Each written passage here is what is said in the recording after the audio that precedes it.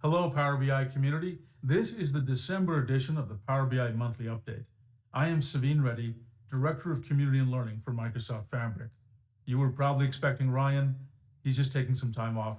He will be back early in 2024. Now remember, I am covering just the highlights. So for more information on the topics I'm talking about, check out the update blog.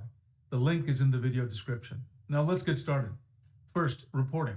We improved on-object interaction. These improvements are in preview, and there are many new formatting options for column charts and bar charts. And data labels have gotten some additional customization options. Amanda will demo all these features. With each month, we've been introducing new ways to customize the on-object experience, giving users more flexibility to work the way you prefer. Now with this month, we're introducing a new default setup that feels closer to the previous classic look.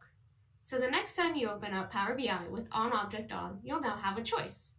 If you like how your current experience is configured, and you've already set up on-object to work best for you, just pick the left option, Keep Setup, and everything will stay as you have it.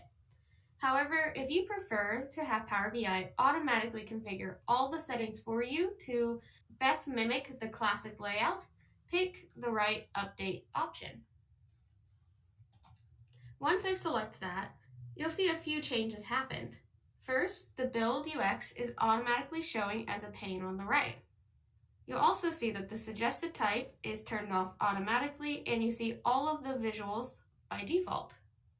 You'll also notice that both the build and data pane are automatically open by default. And the format pane is also available by default through the pane switcher. This provides easy access, and you'll also see that if I select the format pane, it automatically shows side by side with the other two panes, instead of swapping in place as before. Lastly, you'll see that we've also updated the default option in the top right of the pane to be collapse instead of close, meaning that the panes that you've opened and then later collapse are still easily accessible through the pane switcher. Of course, if you do want to fully close a pane, you will still have that option through the triple dot menu. After seeing the new experience, you'll also see that you have this banner where you can decide, if this experience didn't meet your needs, you can always revert it. Or if it's really close, but you just want to customize it just a little bit, you can use the customize option. This opens up the Customize Pane Switcher experience, which lets you pick out which panes are shown in the pane switcher by default. You can also easily jump in using the gear icon to the Options dialog to configure any of the other settings further. We've also made a few other updates to on-object this month. If you are using the build flyout instead of the build pane, we've now added the highly requested ability to multi-select fields. To show you, I'll just quickly move the build experience back to the flyout and switch the visual options for suggested type and minimizing the full visual list. And now, whenever I go to add a new visual and start adding data, you'll see that I now have checkboxes for each of the fields. And as I go in and check my fields, Power BI will automatically show me the best visual for whatever fields that I have added in. And I can continue to look for whatever fields I'm most interested in, pick out the best visual and fields that I want, and only once I'm done picking out my fields does the data flyout close. This should make it a lot quicker for you to be able to build out your visuals using the Build a Visual flyout. The other improvement we made this month is the addition of in-product education. We've made a lot of changes to where things are located with the on-object experience, so now there's 4 teaching callouts that will walk you through some of those updates.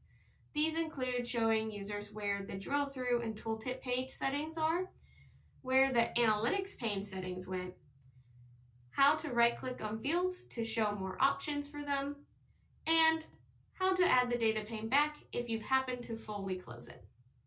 That's all the changes we have for on-object this month, but you can expect to see even more changes in the coming releases as well to both improve the experience for users who are using our on-object UX and also provide additional customization and better default settings for our more experienced users who prefer the classic layout.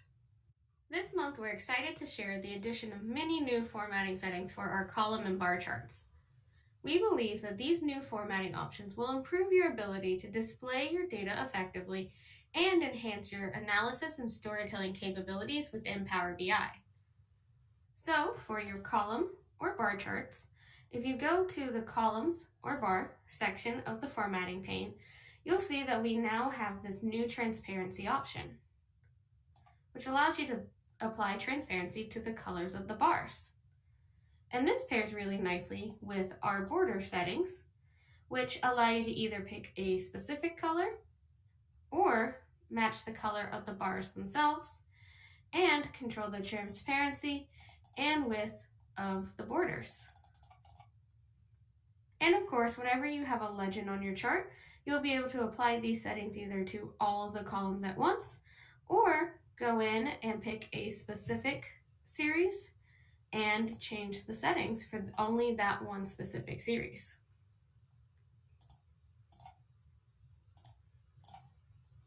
We've also updated the spacing card with even more options and renamed it to Layout to reflect all of the newest additions more accurately.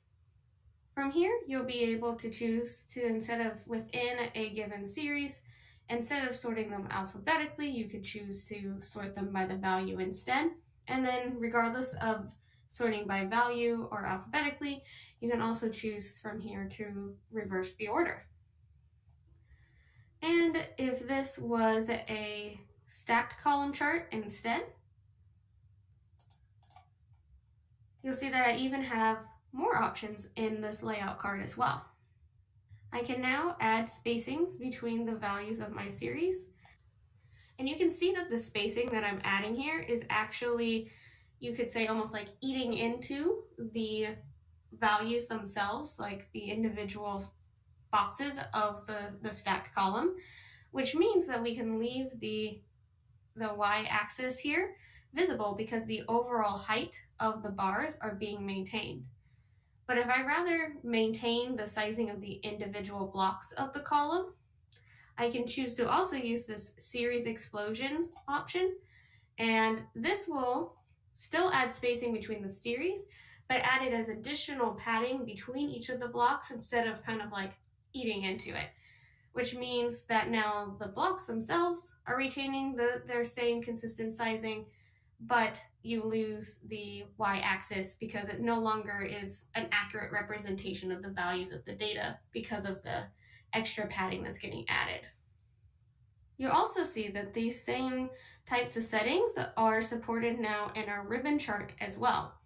So this includes all the settings I showed earlier, including the layout capability, so that you now have that control of if you want the spacing between the series to be maintaining the overall height or maintaining the size of the individual blocks within the columns. So make sure to try out all of these new color and layout options inside of your column and bar charts, and let us know what you'd like to see added next to these chart types. Data labels are also getting more options this month. With this month's updates, you'll now be able to see and replace the default data label values and easily add additional metrics. If I go into the data labels section of the format pane and open up the value card, you'll now see that I can actively see what field is being used in my data label, in this case revenue 1, and I can easily change that out to any other field that I want it to be. But that's not all. I can also, for example, choose to turn on this title card within my data labels, and you'll see now that the field that is being used in the legend is now showing on my data labels, which means that if I wanted to, for example, turn off the legend, I could do that. And of course, I can format the text that's being used within this title section, changing the fonts, colors, transparency, etc. And just like with the values card, I can also customize this. So if I didn't want it to actually be the series label, I could choose to just add some other data in as the title of my data labels.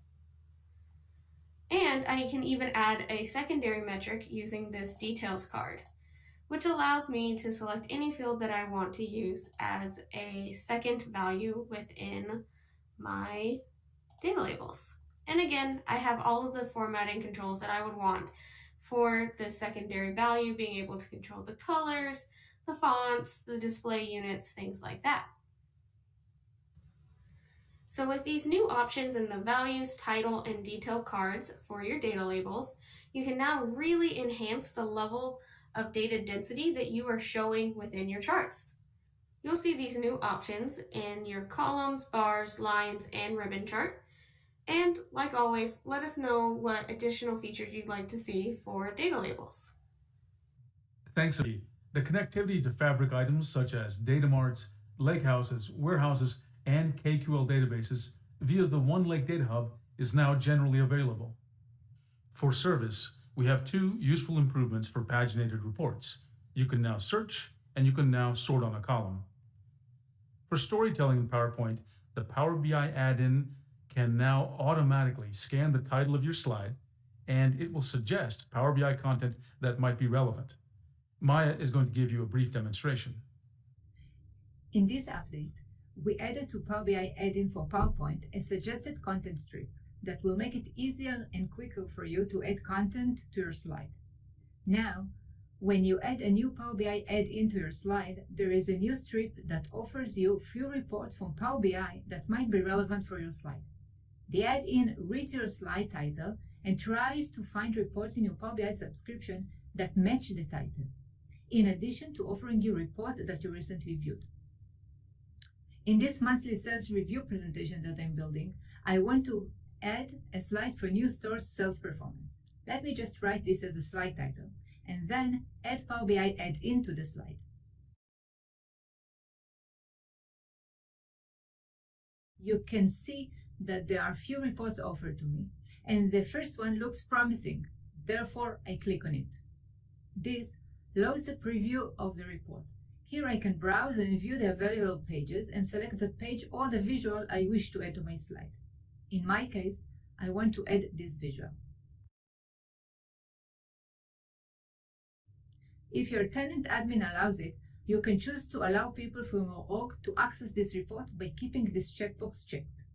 If you uncheck it, users who open this representation and do not have access to the report will need to request access before being able to view the content of the add-in in the presentation.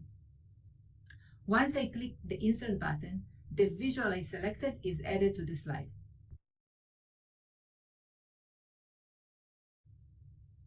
All of this without leaving PowerPoint at all. Thanks, Maya. I love seeing this. And you know what else we love? Developers. First, the Power BI Custom Visuals Authentication API.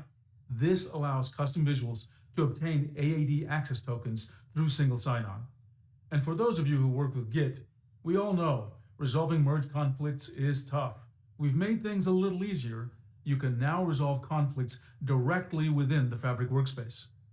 And of course, we have a lot of great new visualizations. That's it for the updates.